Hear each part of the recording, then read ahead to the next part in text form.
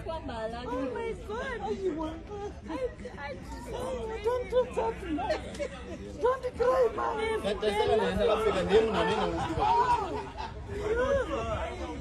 It's coming.